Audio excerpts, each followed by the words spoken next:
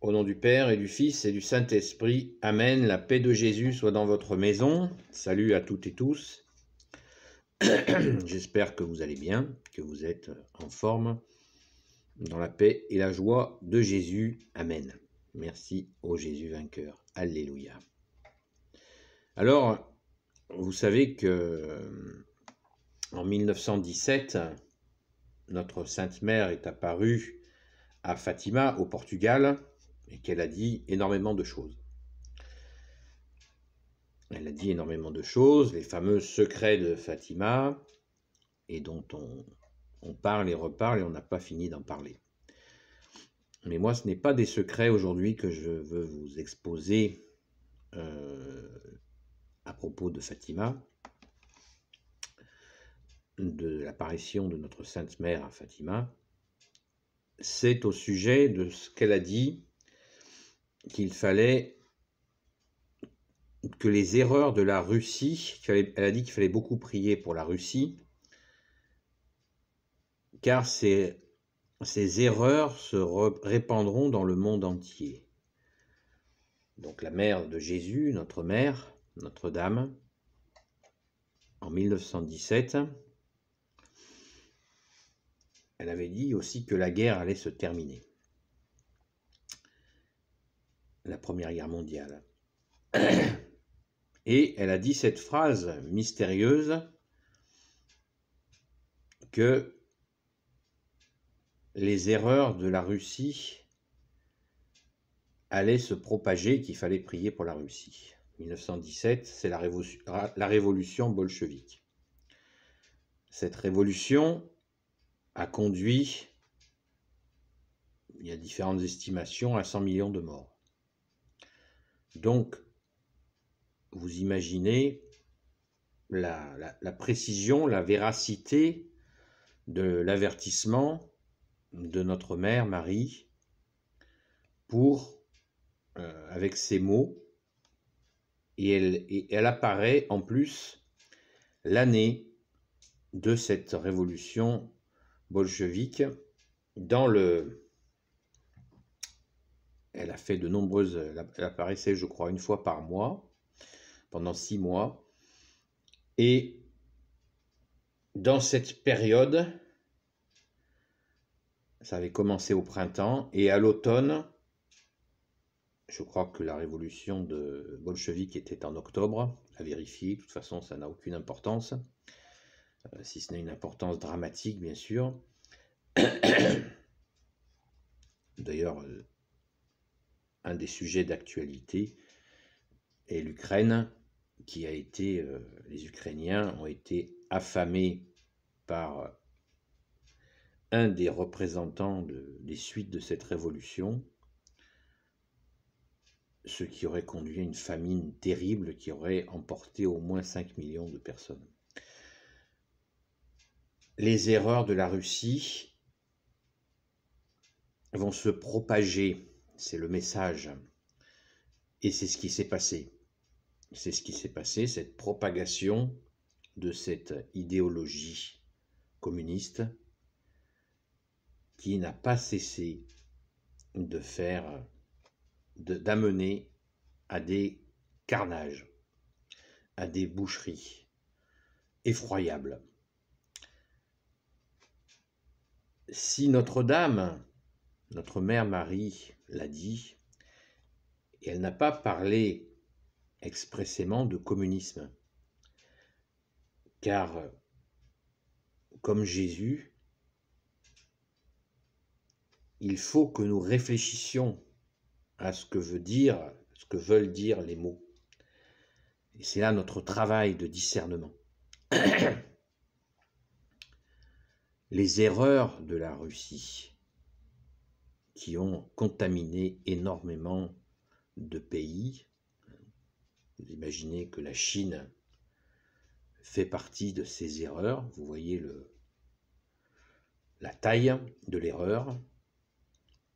Et je ne veux pas faire tout le récapitulatif de ces erreurs qui ont contaminé le monde, mais pour réfléchir sur la contamination que nous-mêmes nous pouvons avoir de ces erreurs.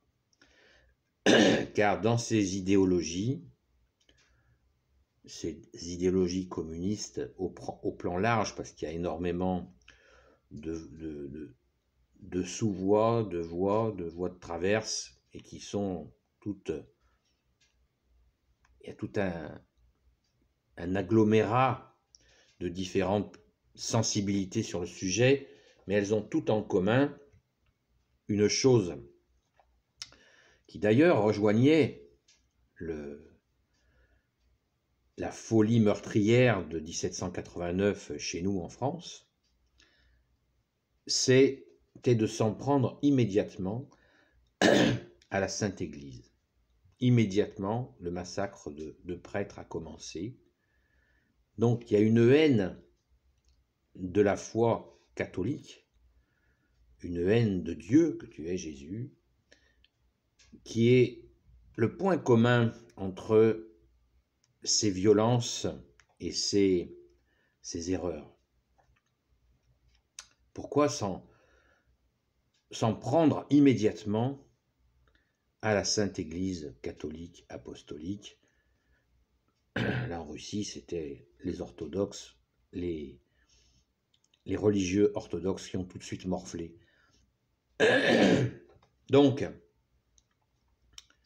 on comprend à travers cette violence qui se saisit immédiatement de la question de la foi que ce qu'il y a derrière cette idéologie, eh bien, c'est tout simplement Satan.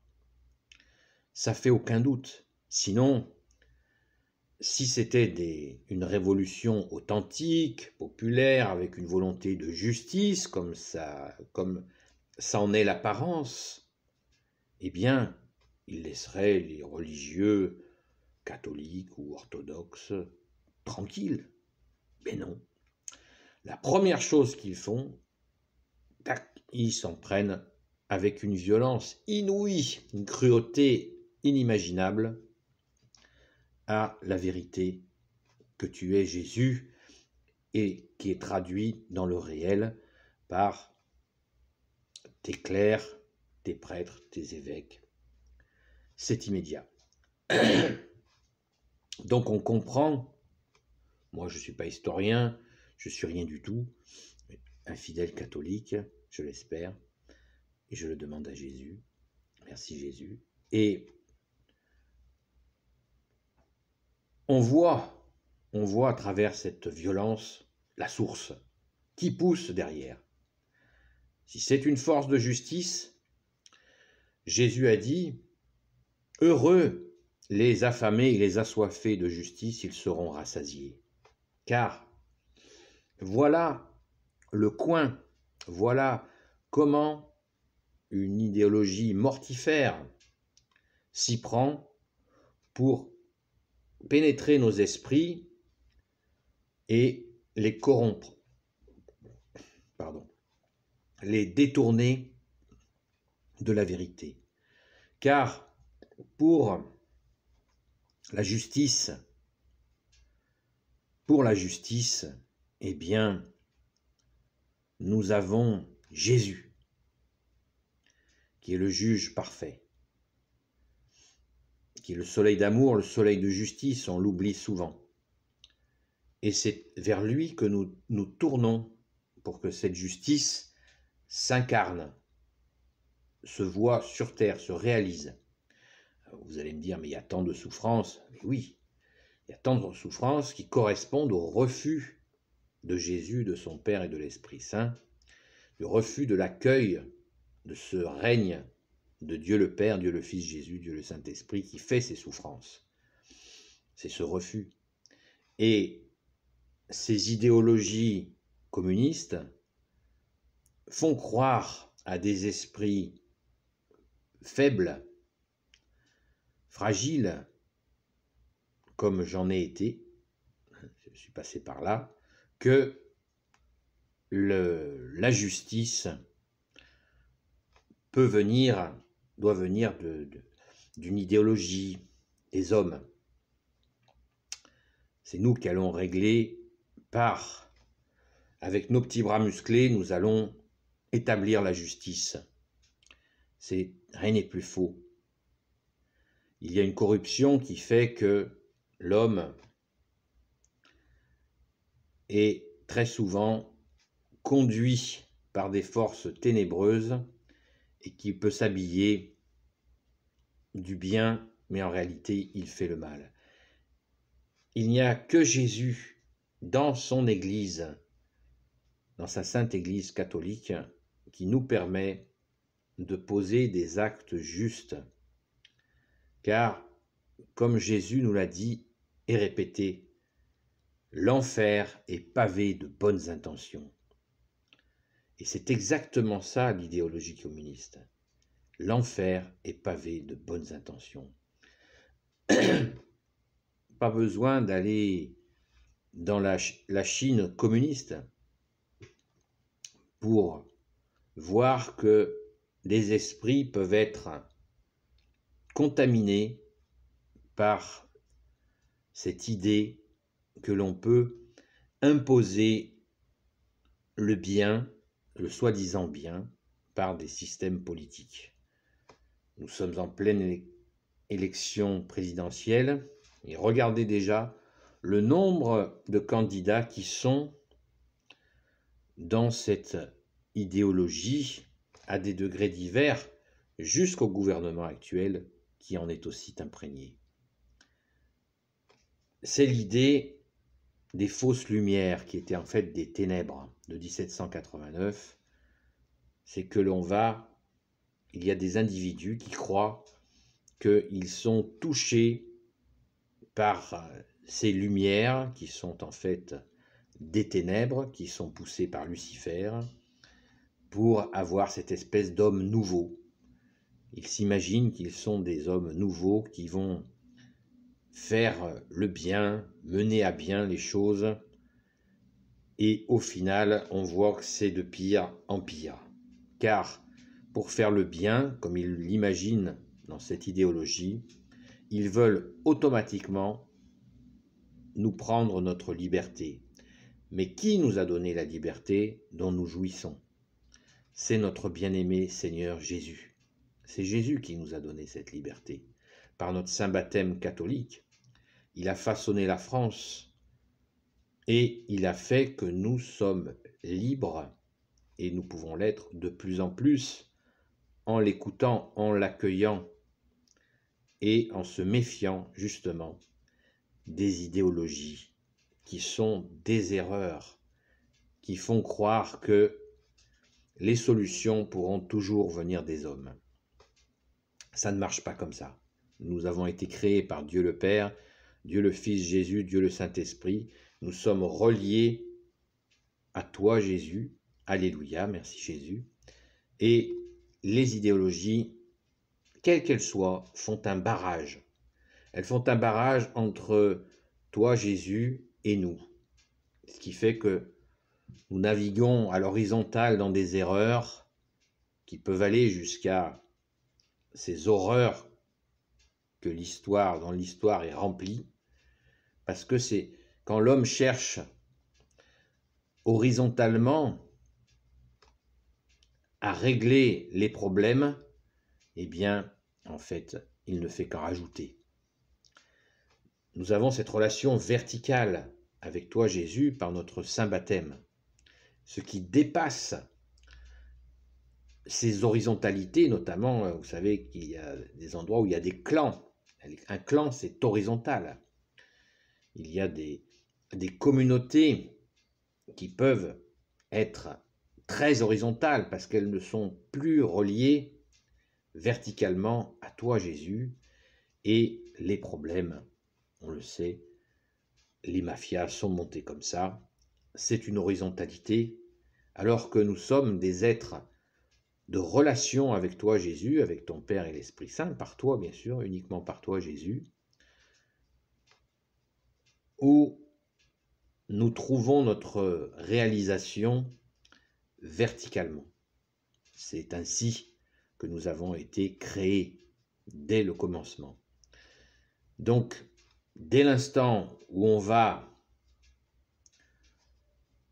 dans des horizontalités de ce type politique, eh bien, c'est foutu. C'est foutu. L'idéologie